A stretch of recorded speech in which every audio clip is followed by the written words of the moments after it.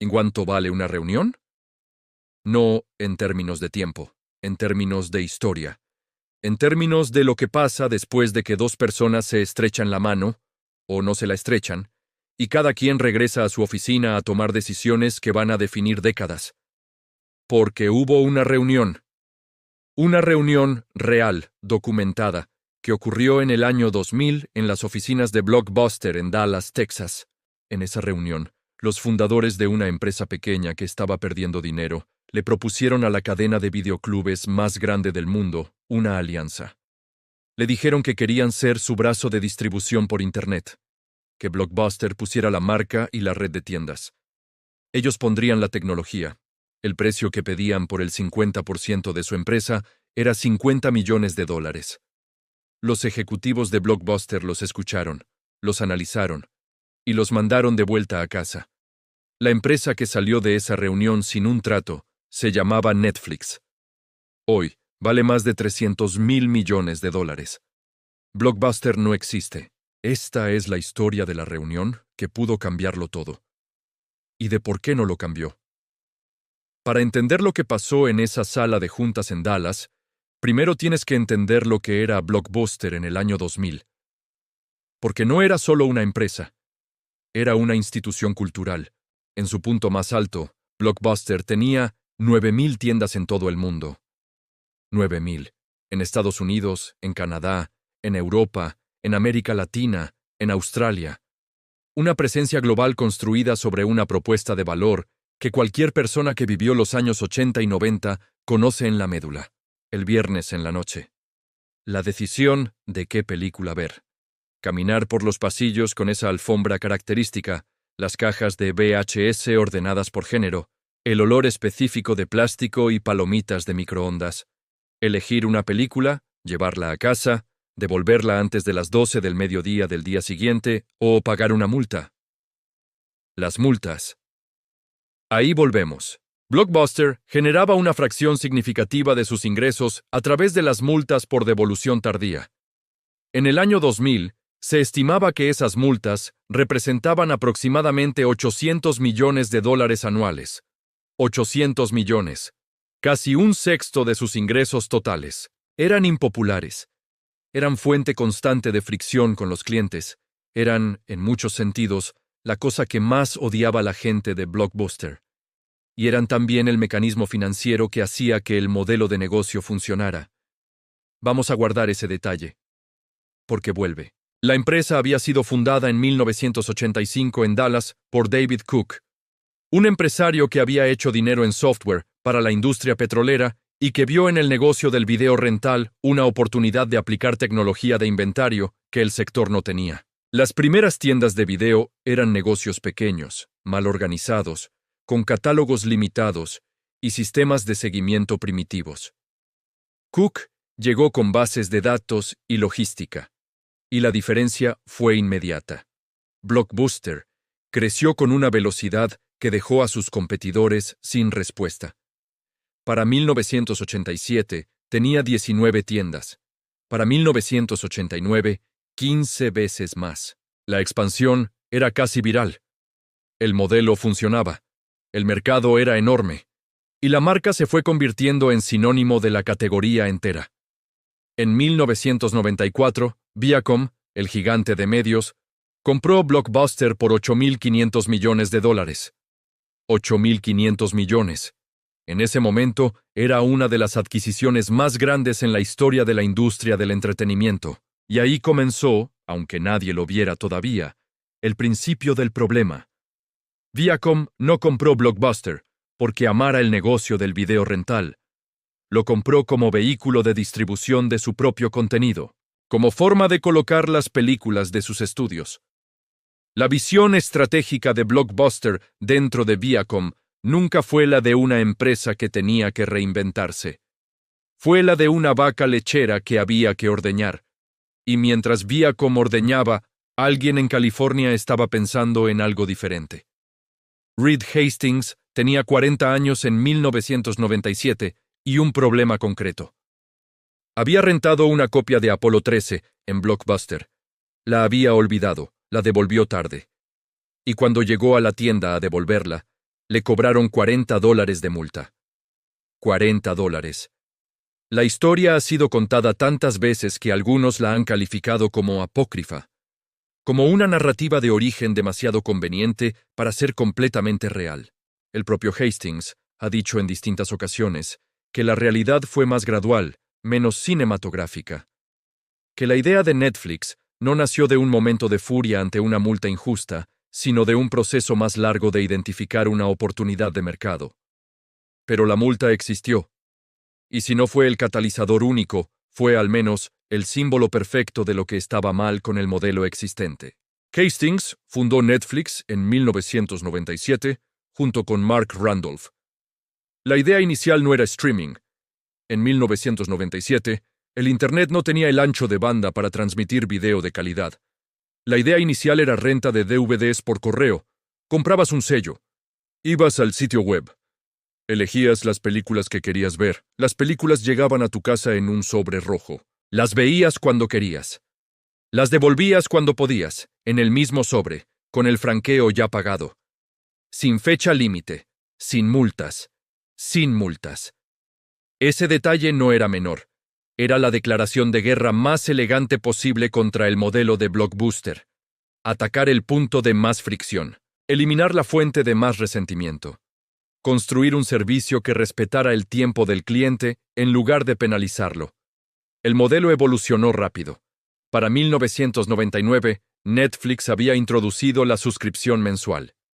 Un precio fijo, acceso ilimitado a un catálogo en constante crecimiento. Sin límite de cuántas películas podías tener al mismo tiempo, dependiendo del plan. Sin multas, sin presión de tiempo. Era radicalmente diferente. Pero tenía un problema grande. Netflix perdía dinero, cantidades significativas. El costo de mantener inventario físico de DVDs, de gestionar el correo, de construir la tecnología que hacía funcionar las recomendaciones y el catálogo, era alto. Y la base de clientes, aunque crecía, todavía era pequeña comparada con la escala de Blockbuster. En el año 2000, Netflix tenía aproximadamente 300,000 suscriptores. Blockbuster tenía 65 millones de clientes activos. No era un competidor. Era una mosca frente a un elefante. Y entonces llegó la propuesta. Hastings y Randolph viajaron a Dallas. Se reunieron con el CEO de Blockbuster, John Antioco, y con su equipo de estrategia. La propuesta era directa. Netflix se convertiría en el brazo de distribución online de Blockbuster. Blockbuster pondría la marca, la relación con los estudios, la red de tiendas físicas donde los clientes podían devolver los DVDs sin franqueo. Netflix pondría la tecnología, la plataforma, el algoritmo de recomendaciones. $50 millones por la mitad de Netflix. Lo que pasó en esa sala de juntas ha sido descrito por personas que estuvieron ahí, y la descripción es consistente. Los ejecutivos de Blockbuster se rieron, no de forma cruel, necesariamente. De la forma en que alguien se ríe cuando la propuesta frente a él le parece tan fuera de proporción con la realidad que la respuesta emocional natural es la risa. Netflix era una empresa pequeña, con pérdidas, operando en un nicho que Blockbuster ni siquiera consideraba una amenaza real. ¿Por qué pagarían 50 millones por eso? La reunión terminó. Hastings y Randolph regresaron a California. Y cada empresa siguió en su camino. El camino de Netflix llevaba hacia algo que en el año 2000 era todavía una promesa técnica más que una realidad comercial. Hastings sabía que el correo físico era temporal, que el futuro era la transmisión digital de contenido, que cuando el Internet tuviera el ancho de banda suficiente, Netflix no necesitaría sobres rojos ni camiones de correo. Necesitaría servidores y una base de suscriptores lo suficientemente grande como para sobrevivir la transición. Cada decisión que tomó en los años siguientes apuntaba en esa dirección. Construir la base, perfeccionar el algoritmo, entender qué querían ver los usuarios mejor de lo que ellos mismos lo sabían, y esperar a que la tecnología alcanzara a la visión. El camino de Blockbuster llevaba en una dirección diferente. John Antioco no era un incompetente. Era un ejecutivo experimentado que había salvado empresas en problemas antes. Entendía el retail. Entendía las operaciones a gran escala. Y en los primeros años de la década de 2000, tomó decisiones que en retrospectiva no eran irracionales, pero tenía dos problemas que ninguna habilidad ejecutiva podía resolver completamente. El primero era Viacom. El conglomerado que poseía Blockbuster lo presionaba constantemente para maximizar ganancias a corto plazo. Cada dólar que Antíoco quería invertir en la transición digital era un dólar que Viacom prefería ver en sus estados de resultados trimestrales.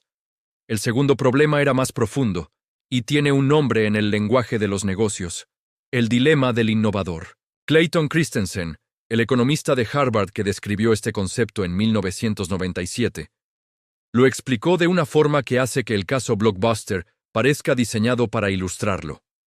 El dilema del innovador dice esto: las empresas que dominan un mercado tienen todos los incentivos para optimizar lo que ya hacen, y todos los incentivos en contra de canibalizar su propio modelo de negocio, porque la tecnología que los amenaza siempre empieza siendo peor, más barata, y dirigida a clientes menos rentables.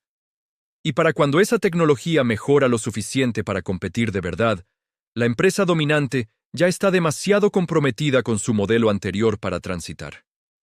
Blockbuster no podía eliminar las multas sin destruir $800 millones anuales en ingresos. No podía construir un negocio de streaming sin canibalizar sus 9,000 tiendas y a los miles de empleados que trabajaban en ellas.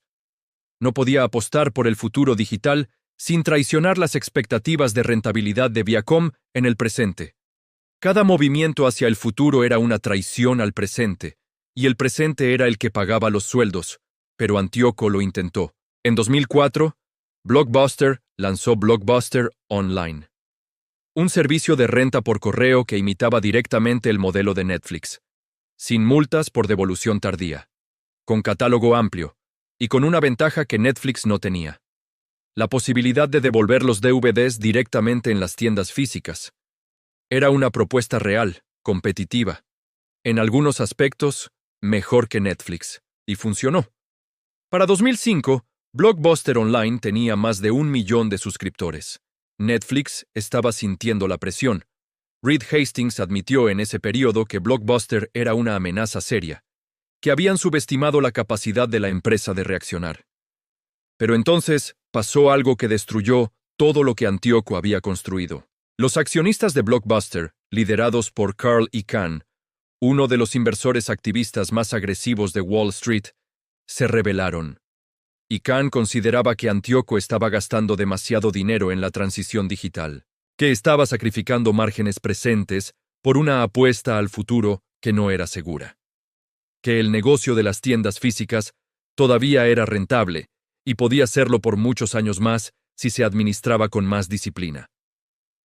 En 2005, Icahn logró que el Consejo de Administración de Blockbuster forzara la salida de Antíoco.